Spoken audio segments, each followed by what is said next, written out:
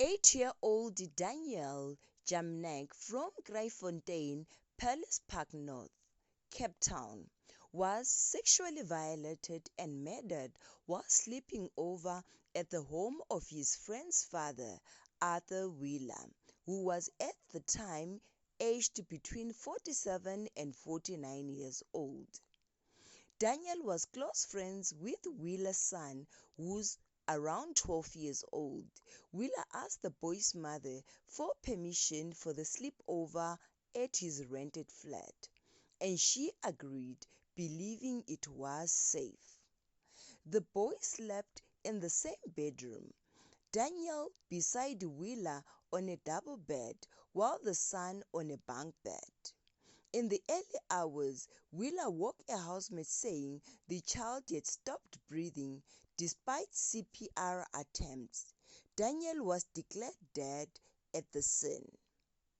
An autopsy revealed horrific details, signs of sexual violation and sexual assault.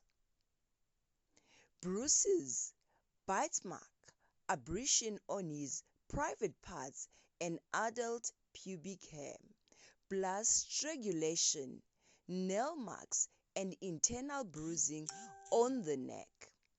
The case was upgraded to murder and sexual violation.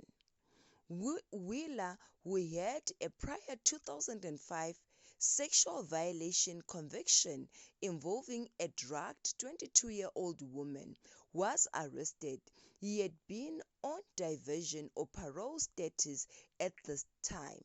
He denied the charges and pleaded not guilty.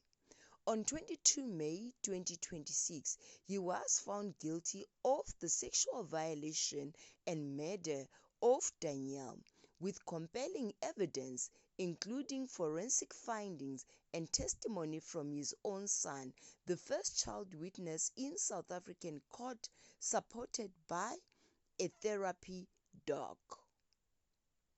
Sentencing was scheduled for 21 July 2026, with life imprisonment widely expected. Let Daniel's tragedy serve as a heartbreaking reminder. Be vigilant. No sleepovers or play date is worth a child's life. And always remember, trust no one with your child, because we live in a cruel world.